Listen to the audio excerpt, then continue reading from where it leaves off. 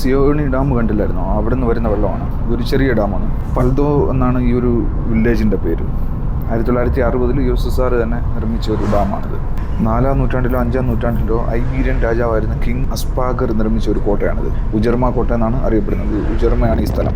ഇവിടെ ഇറങ്ങണമെന്ന് നമുക്കൊരു പ്ലാൻ ഉണ്ടായിരുന്നു, പക്ഷേ ഇപ്പോൾ തന്നെ ഒരുപാട് ലേറ്റായി. മെയിൻ റോഡിൽ നിന്ന് തിരിഞ്ഞിട്ട് നമ്മൾ ചെറിയൊരു റോഡിലോട്ട് ഇറങ്ങുകയാണ്. ദൂരെ നമുക്ക് ഉജർമ ലേക്കിൻ്റെ വെള്ളമൊക്കെ കാണാൻ പറ്റുന്നുണ്ട്.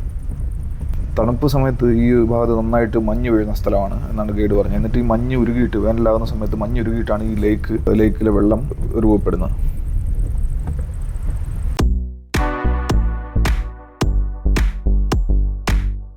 സിയോണി ലേക്കിലെ കാഴ്ചകളൊക്കെ കണ്ടു. ഇനി പോകുന്നത് ഉജർമ ലേക്കിലാണ്. അതൊരു ഗ്ലേഷ്യർ ലേക്കാണ്. മഞ്ഞുപാളി ഉരുകി വെള്ളം കെട്ടിയുണ്ടാകുന്ന ഒരു ലേക്കാണ്. ഇനി അങ്ങോട്ടാണ് അടുത്ത യാത്ര. ഉജർമ ലേക്ക് is near or how far it is? 1 hour? 40 minutes around. Less than 1 hour. Okay. Yeah, Lada. I like this. We don't have Lada, but I know about Lada. Some old movies, English movies, especially Russian touch movies. Now too much people coming. What happened? Yeah, today weekend. Ah, Sunday. Yeah.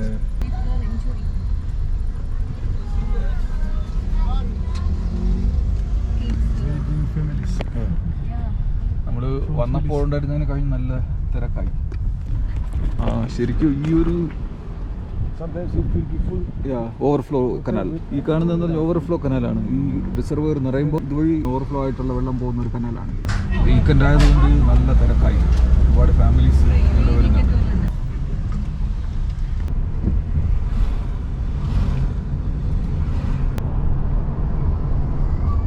ഇതൊരു ഉൾനാടൻ ഗ്രാമമാണ്, പക്ഷേ റോഡിൻ്റെയൊക്കെ quality പറയാതിരിക്കാൻ വയ്യ. നല്ല ക്വാളിറ്റിയുള്ള റോഡുകളാണ്. അതുപോലെ സിഗ്നലിംഗ് എല്ലാം കറക്റ്റാണ്. സൈൻ ബോർഡുകളൊക്കെ ആവശ്യമുള്ള സ്ഥലത്ത് കൃത്യമായിട്ട് വെച്ചിട്ടുണ്ട്. ഇവിടെയൊക്കെ ഇപ്പോഴും പൂക്കളൊക്കെ ഇപ്പോഴും നല്ല രീതിയിൽ നല്ല പൂക്കളുണ്ട്.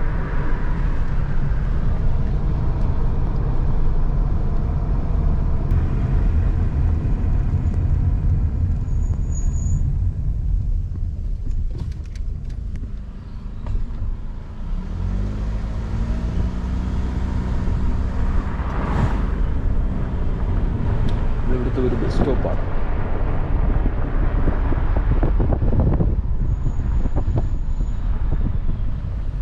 What is the numbering? This is road. Street number. No. Road number. Okay.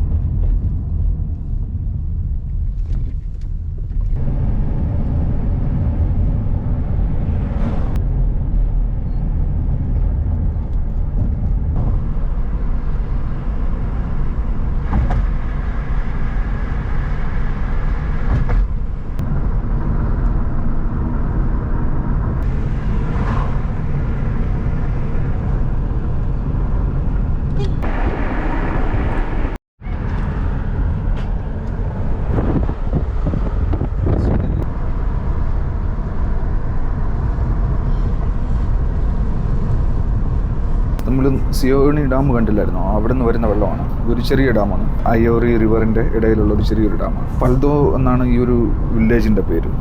1960 USSR തന്നെ നിർമ്മിച്ച ഒരു ഡാമാണിത്.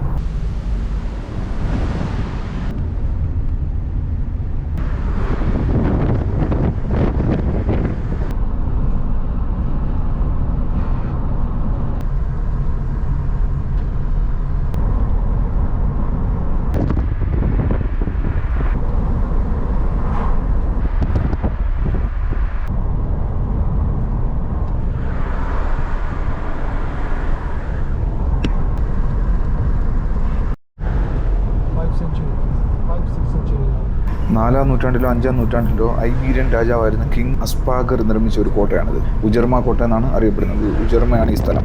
ഇവിടെ ഇറങ്ങണമെന്ന് നമുക്കൊരു പ്ലാൻ ഉണ്ടായിരുന്നു, പക്ഷേ ഇപ്പോൾ തന്നെ ഒരുപാട് ലേറ്റായി. അപ്പോൾ നമ്മുടെ ആദ്യത്തെ പ്ലാൻ ഇവിടെ ഇറങ്ങണമെന്നായിരുന്നു. അതിപ്പോൾ മാറ്റിയിട്ട് നമ്മൾ ഉജർമ ലേക്കിൽ ഇറങ്ങുന്നുണ്ട്. ഉജർമ ലേക്കിൽ ഇറങ്ങിയിട്ട് തിരിച്ച് ടിബിലിസിക്ക് പോകാനാണ് ഇപ്പോൾ ഉള്ള പ്ലാൻ.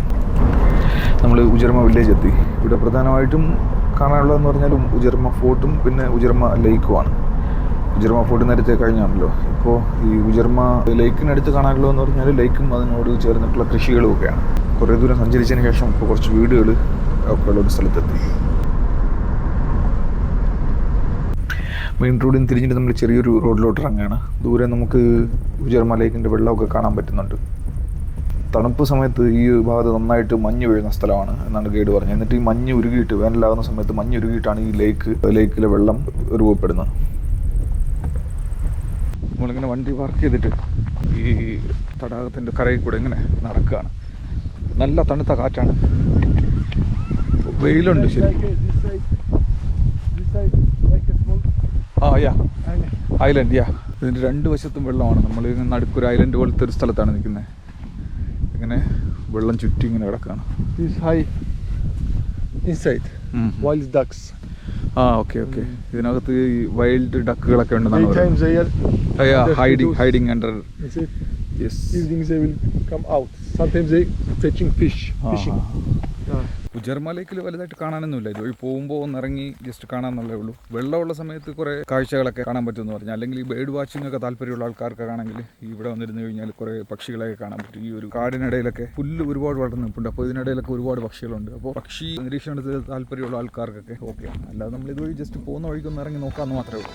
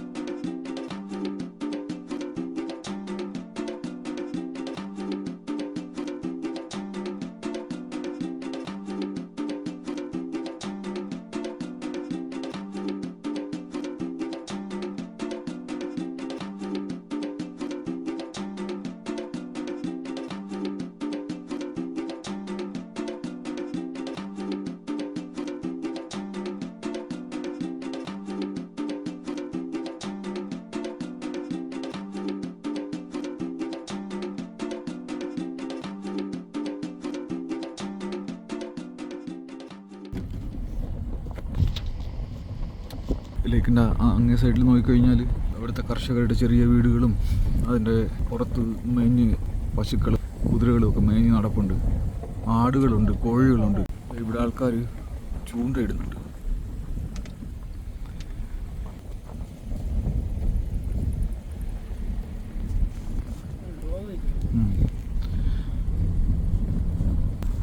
കാണുന്നതാണ് മെയിൻ റോഡ്. അവിടെ കാണുന്നുണ്ട് വണ്ടികളൊക്കെ പോകുന്നുണ്ട്. അതിൻ്റെ എതിർവശത്ത്, അതിൻ്റെ അപ്പുറത്തെ സൈഡും മുഴുവൻ ചോളം കൃഷിയാണ്. ഈ ഒരു ഭാഗത്തുണ്ടായിരുന്ന കൃഷിയെല്ലാം കഴിഞ്ഞിട്ട് അവർ വയൽ മെതിച്ചിങ്ങനെ നിരത്തിയിട്ടിരിക്കുകയാണ്. എനിക്കൊന്ന് പുല്ല് കൃഷിയായിരുന്നു ചോളം കൃഷിയായിരുന്നു എന്നറിയില്ല. പക്ഷേ വിളവെടുപ്പ് കഴിഞ്ഞിട്ട് അടുത്ത കൃഷിക്ക് വേണ്ടി റെഡിയാക്കിയിട്ടിരിക്കുകയാണ്. അങ്ങനെ ഉജർമ ലേക്കിലെ കാഴ്ചകളും കണ്ടു. നമ്മളിപ്പോൾ തിരിച്ച് ഹോട്ടലിലോട്ട് പോവുകയാണ്. ഇനി നാളെ ഇപ്പോൾ താമസിക്കുന്ന ഹോട്ടലിൽ ചെക്കൗട്ട് ചെയ്തിട്ട് നേരെ കുട്ടൈസിയിലോട്ട് പോകും. പോകുന്ന വഴിക്ക് കുറച്ച് കാഴ്ചകളൊക്കെ കാണാനുണ്ട്. അതൊക്കെ കണ്ട് നേരെ കുട്ടൈസിയിലോട്ട് പോകും. നാളെ മുഴുവൻ കുട്ടൈസിയിലുണ്ടാവും. മറ്റന്നാൾ രാവിലെയാണ് നമുക്ക് ദുബായിക്കുള്ള ഫ്ലൈറ്റ്.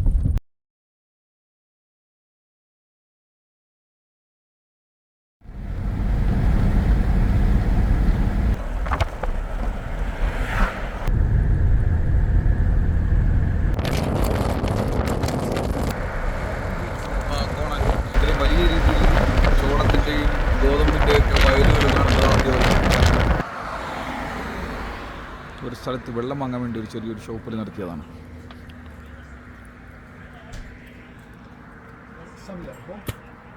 ആ ഒരു ഷോപ്പിലാണ് നമ്മൾ വെള്ളം വാങ്ങാൻ നിർത്തിയത്. ഇനിയിപ്പോൾ നമ്മൾ മെയിൻ റോഡിലോട്ട് ഇറങ്ങുന്നു. ഈ ഇവിടുന്ന് ടിബിലിസിക്ക് 27 കിലോമീറ്റർ ആണല്ലോ.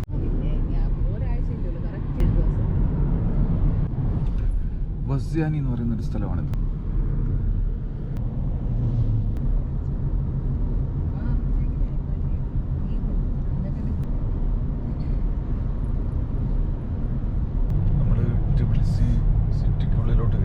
ടൗണിനുള്ളിലോട്ട് കയറിയപ്പോൾ തന്നെ ഈ കെട്ടിടങ്ങളുടെയൊക്കെ ശൈലിയൊക്കെ മാറി. അടുത്തടുത്ത് ബിൽഡിങ്ങുകളും റോഡിലൊക്കെ കുറച്ച് തിരക്കായി.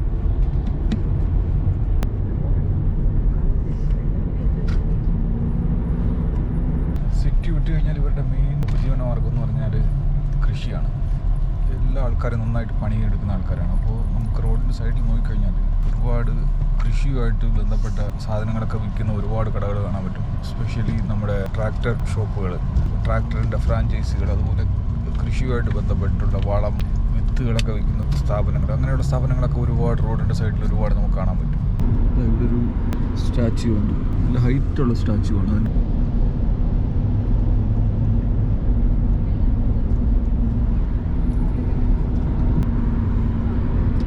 Is this airport? Yeah, this side. After these buildings. Okay. ഈ ബിൽഡിങ്ങുകളുടെ പുറകിലാണ് എയർപോർട്ട് വരുന്നത്.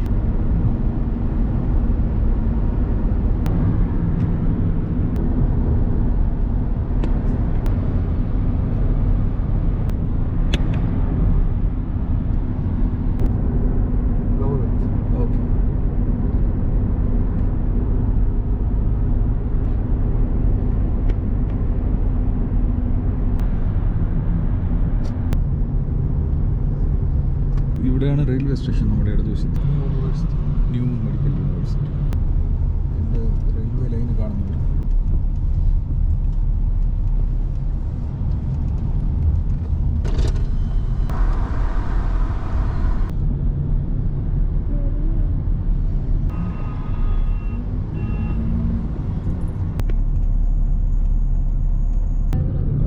ഒറ്റ ബാഗ് അത് റെഡി.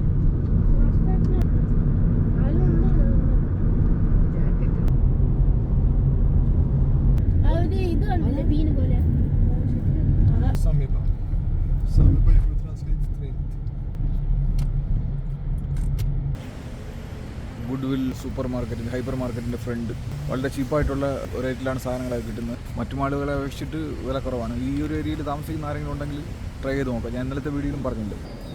ഇത് വലിയൊരു മാളാണ്. ഇവിടെ ഉണ്ടോ?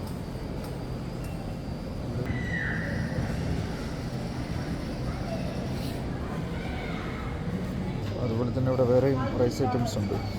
റൈസ് ഇൻ ചൈനീസ് എന്ന് പറഞ്ഞാണ് ഇത്. അത് കഴിഞ്ഞിട്ട് അവിടെ സ്വീറ്റ് പുലാഫ്, പുലാവിന് അവർ പുലാഫ് എന്നാണ് പറയുന്നത്. ഇത് കണ്ടോ? ഇതും ചിക്കൻ ഫില്ലറ്റ്, ഇതും നമുക്കൊരു ചെറിയ ബോക്സ് വേണം. ഈ ഒരു ഏരിയയിൽ ഫ്രഷ് വെജിറ്റബിൾസാണ്. ഞാനൊരു യാൻഡെക്സ് ഗോ ടാക്സിക്ക് വേണ്ടിയിട്ട് ബുക്ക് ചെയ്തു, അതിന് വേണ്ടി വെയിറ്റ് ചെയ്തിരിക്കുകയാണ്. അപ്പോൾ ഇതിൻ്റെ ഉള്ളിലോട്ട് കയറുന്ന ഒരു സ്ഥലത്ത് ചെറിയൊരു പെട്രോൾ പമ്പ് വെച്ചിരിക്കുന്നുണ്ട്. ചെറിയൊരു ക്യാബിനും ഒരു പെട്രോൾ പമ്പിൻ്റെ ഒരു സ്റ്റേഷനും ഒരു കിയോസ്കും വെച്ചിട്ടുണ്ട്.